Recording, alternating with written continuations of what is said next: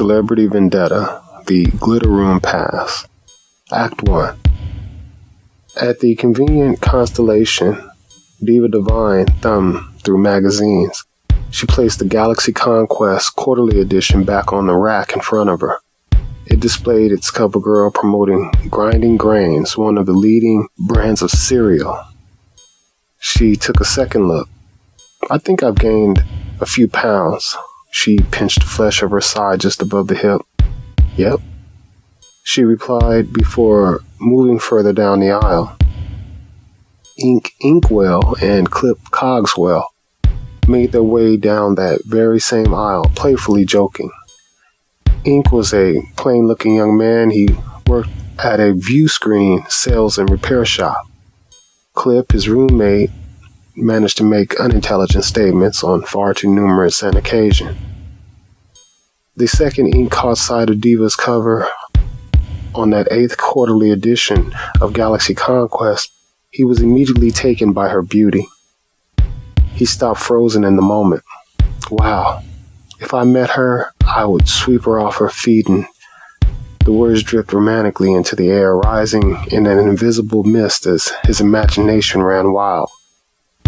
Clip leaned away as Ink's lust barometer reached its peak. Ink, you wouldn't know what to do with her. Oh yeah? Same thing I do with all the grinding grains I buy. I grind and grind them grains, and I eat it up. Ink laughed, his tongue dangling slightly out of his mouth. That is disgusting, Clip grimaced. He found no humor in the statement. His thought processes trying their best to blur the images Ink's analogy brought to mind. That is ridiculous, Ink countered tactfully. Inadvertently, he aided Clip in his mental task. Clip managed to shake his head no, fully recovered. What is ridiculous is that woman is way more than you can handle.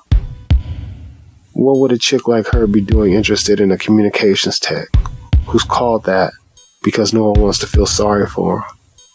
All you really are is a TV repairman. For an instant, Ink felt sorry for himself. It was rather a low blow. He stared at Clip, gathering his thoughts. But I'm good at what I do, and according to Calicom Works, I am a communication tech.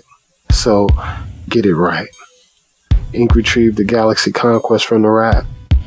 Hey, check this out. He thumbed through the pages. Whatever, said Clip just before Ink shoved an elbow in his side. What? It says here she's filming here at Port 7, and they have guest passes for anyone who wants to sit in on the taping. Ink's eyes trailed at the fine print. Subject to availability. He looked over at the life-size headshot of Diva Divine on the opposite page. Ah, she's hot. Once again, too hot for you, Mr. Freeze, who melts from a picture, Clip teased. They both laughed. The thought of seeing Miss Diva Divine in person did set into Ink's consciousness. He pulled his collar away from his neck and wiped his brow. Wouldn't know what to do with her. Ink folded the magazine closer and placed it on the rack. He stared at her picture on the cover. Diva, overhearing the entire conversation, was stuck in a moment, as he had been. She thought to herself, he is handsome. From the way she eyed him, any audience could conclude he had more of a chance at reeling her in than he knew himself. Ink and Clip noticed Diva staring. She was disguised, however, in a fuzzy hat. This included sunglasses and a scarf wrapped up to her chin around her neck. Wouldn't know what to do with me, she said, out loud, staring straight at Ink. Diva's eyes fluttered, unnoticed behind the dark lenses as she cleared her throat. She chuckled at her incomprehensible mistake. Frozen in time, Clip and Ink attempted to fathom the happenings. Clip regained his bearing first. Well, he wouldn't. Down the aisle, something dropped. This got Ink, Clip, and Diva's attention. They all looked in the direction of the noise. The individual placing the item back on the shelf fumbled over several other items, knocking them over. Once he noticed they were watching, he disappeared behind the display, leaving the store goods on the floor. Diva's co-star, actor Dicey Tibbs, popped up, startling Diva a second time in his many moments. Dicey wore just a hat, no sunglasses, a rusty brown sports coat, blue slacks with the same rusty brown vertical pinstripes running the length of his leg.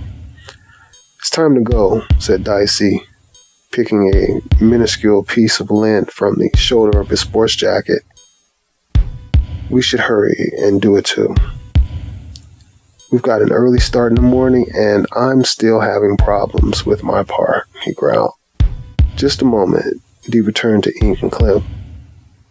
"Now, Dee, we do not have time for this," said Dicey, pressing her. Diva lowered her sunglasses just enough to wink at Ink. "Later, guys. See you around. You may try getting those passes. I'll be there."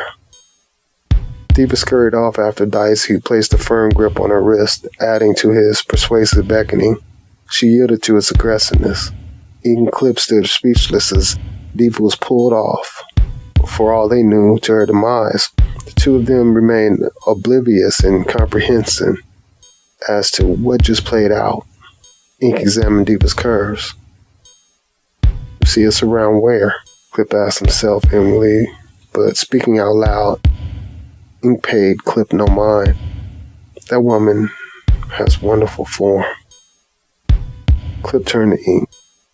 "Like you know something about that." "I took anatomy," Ink snapped. "Ink, you wouldn't know a ham from a tenderloin, buddy." "Man, what is it with you?" Ink sounded irritated. Clip shrugged his shoulders. "Brutally honest, I guess. Let's get out of here." "Sure thing. Just let me grab some cereal." "What?" "Some grinding grains," asked Clip. Ink turned in Clip's direction, all smiles. "Yeah.